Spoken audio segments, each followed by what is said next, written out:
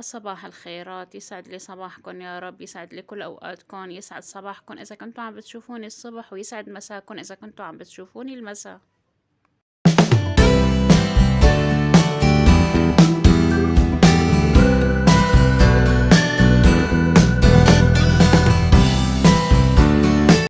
صباح القهوة، صباح الرواق، يسعد كل أيامكم يا رب. كيفكن؟ شو أخباركم؟ طمنوني عنكم، إن شاء الله بخير. أهلا وسهلا باللي انضموا لعائلتي من جديد، يسعد لي كل أوقاتكم، أهلا وسهلا، شرفتوني. مثل العادة بنفتتح فيديو تبعنا اليوم بالرواق وبالقهوة لحتى نحسسكن شوي بشوية رواق وشوية هدوء.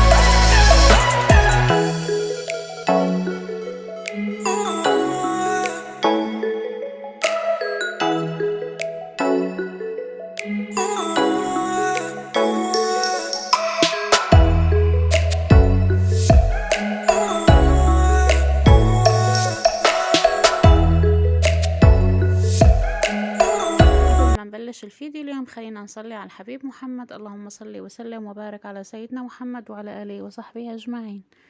اليوم حبيبات قلبي رح نعمل اليوم طبخة كتير مشهورة عنا بالشام. رح نعمل الأوزي. هون عندي أول شي رح حمص المكسرات.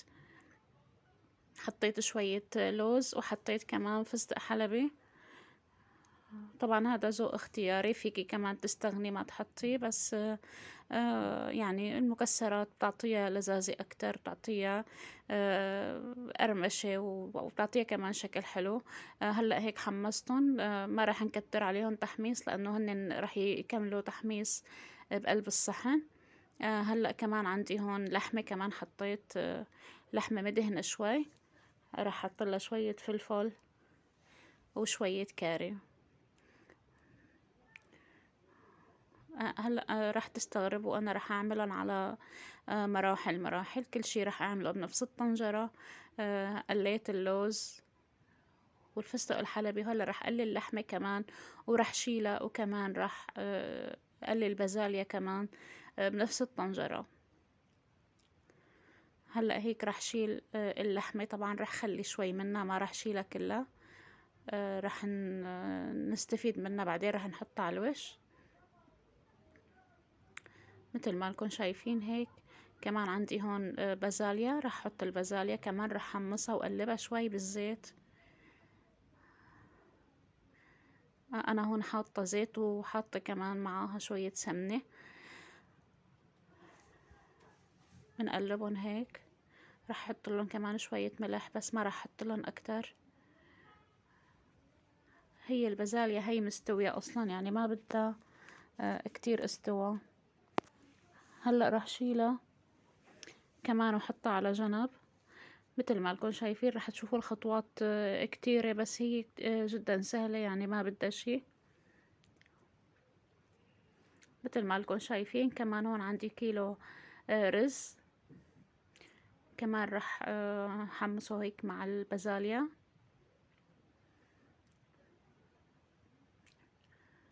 هاي الأكلة كتير مشهورة عنا بالشام، كمان بتنعمل بالمناسبات، بتنعمل بالأعراس.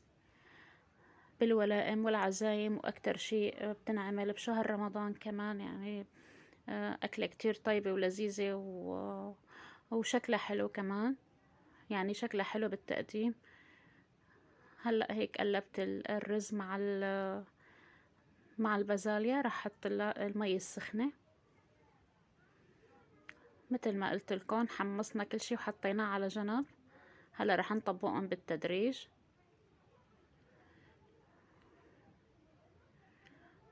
رح اغطي الطنجرة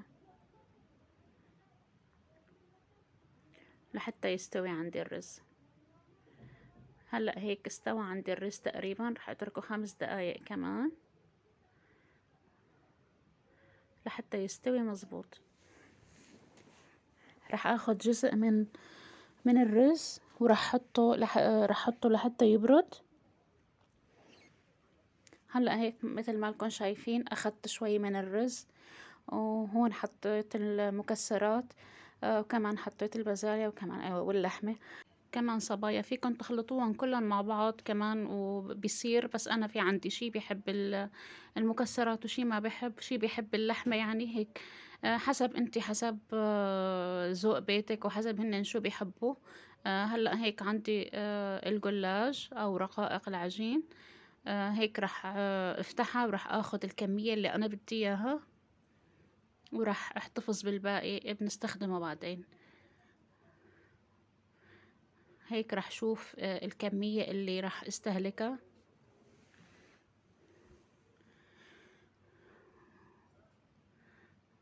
ورح قص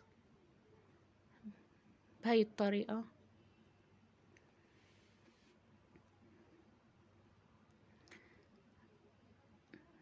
مثل ما لكم شايفين كمان.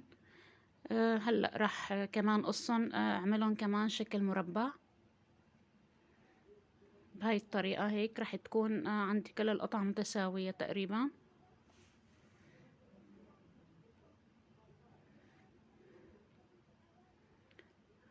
يعني الشغل بعجينة الجلاج لازم يكون دقيق جدا، لأنه دغري بتنشف العجينة، فلازم بسرعة نضل مغطينها ونضل محافظين على طراوتها، أو نشتغل فيها كمان بسرعة.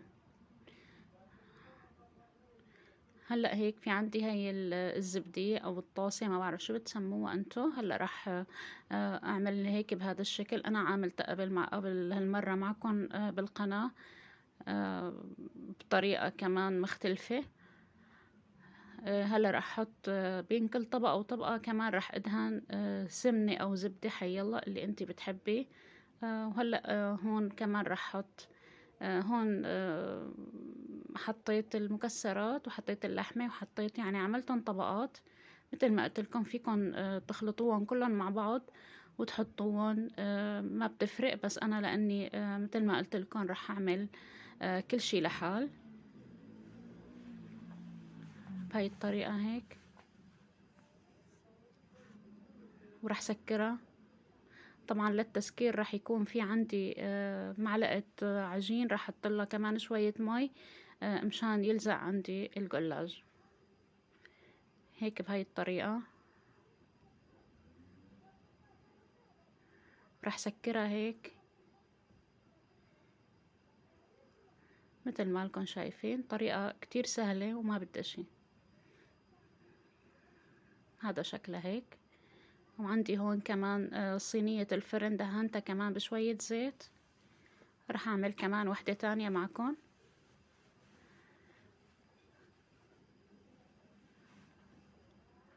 راح ادهن بين كل طبقة وطبقة هيك. طبعا الزبدية او الشكل او يعني اي شيء مثلا عندك انت، مثلا اذا كان ابنك صغير فيك تعملي له بزبدية صغيرة، اذا كان يعني حسب حجم الشخص. هلا شوفوا انا رح اعمل حجم كبير ورح اعمل حجم كمان صغير. اذا كان ابنك صغير وما فيه يكملها ففيكي تعمليها اصغر من هيك. رح نسكرها وندهنها مثل ما قلت لكم معلقة طحين. كمان حطيت لها شوية مي مشان عندي هي حتى لو ما حطيتي لها كمان اللاصق كمان رح تلزق يعني، لو ما حطيتي لها معلقة الطحين رح تلزق ما رح تعذبنا. هلأ هيك متل ما لكم شايفين سكرتها وقلبتها. رح أعمل كمان معكم الشكل أصغر شوي. هلأ عندي هاي الزبدية كمان رح حطها نفس الطريقة تقريبا، بس رح حطلها بس طبقتين جلاش.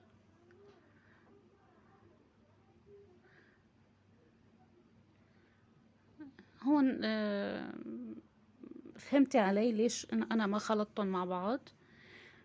لأنه هلأ هيك معكم رح أحط المكسرات واللحمة رح أحطهم طبقات ورح أحطهم كل شي لحال.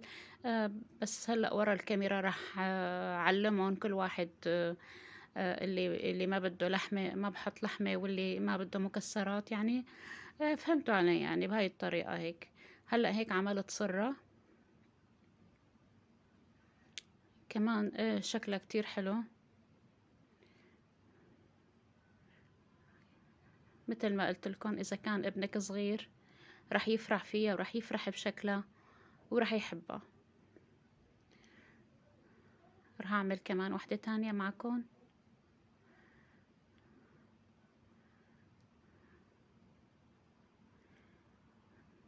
رح سكرها.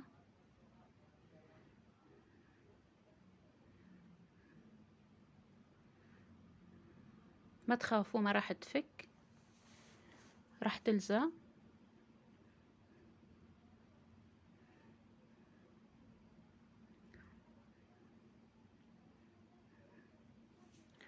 هلأ هيك بعد ما عملت الكمية رح ادهنهم بزبدة أو سمنة حيالله اللي انتي بتحبي.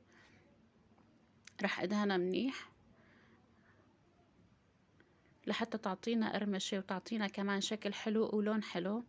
مثل ما لكم شايفين كمان رح ادهن الصرة اللي أنا عملتها كمان رح ادهنها هيك بهاي الطريقة لحتى كمان تحمر وتعطيني لون كتير حلو.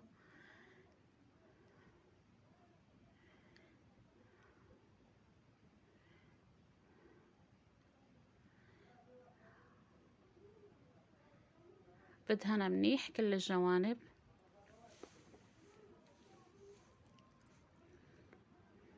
طبعا هون أنا كنت محمية الفرن على درجة 180 درجة تقريبا. ما بدنا تكون درجة الحرارة كتير قوية مشان تستوي كمان من كل الجهات. هلأ هيك عندي استوت وطلعتها من الفرن هيك بهاي الطريقة. شوفوا ما أحلى لونها. طبعا هو كل شي مستوي فيها يعني ما كان ناقصها غير التحمير والجلاج يستوي ويعطينا قرمشة. شايفين الصرر ما فكت مثل ما لكم شايفين. هلا راح اسكب الرز اللي تبقى عندي هيك بهاي الطريقة. إذا ما كان في حدا يعني أنا عم بعطيكي كذا خيار فيكي إذا ما حبوا أولادك أو إذا كان عندك ضيف أو كان عندك عزيمة أو شي. إذا في ناس مثلا ما حبت صرر الأوزي ففيكي تعمليها بهاي الطريقة كمان وياكلوا الرز والبازاليا من دون جلاج. رح زين هيك بهاي الطريقة. مرحلة التزيين هون جدا مهمة يعني هاي أكلة الرز والبازاليا ما بنستغنى عنها من دون يعني فينا نحنا بنطبخها من دون الصرر من دون الأوزي فبنعملها لحالها كمان. شوفوا شلون هاي طريقة التقديم.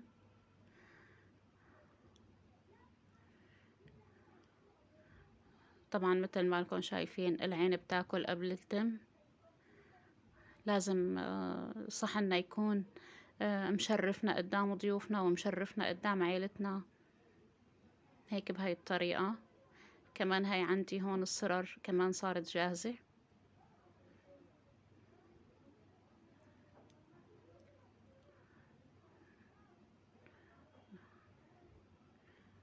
هاي شكلها هيك يعني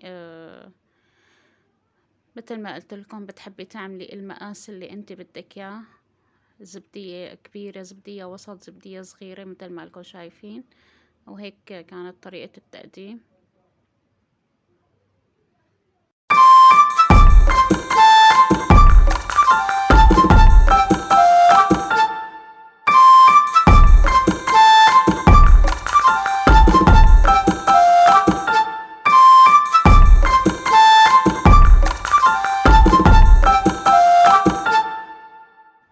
وهيك كان غدانا اليوم، مسرر الأوزي مع البازاليا، مع الرز والبازاليا. إن شاء الله هيك ربي ينال إعجابكم، بتمنى تجربوه وتعطوني رأيكم. ولهون بيخلص معنا الفيديو اليوم. إذا كنتوا جداد على هالقناة يا ريت تعملوا اشتراك وتفعلوا زر الجرس ليوصلكم كل شي جديد أنا بنزله. بتمنى إن شاء الله هيك يا رب التوفيق للجميع، وانتظروني بالفيديوهات الجاي. والسلام عليكم ورحمة الله وبركاته.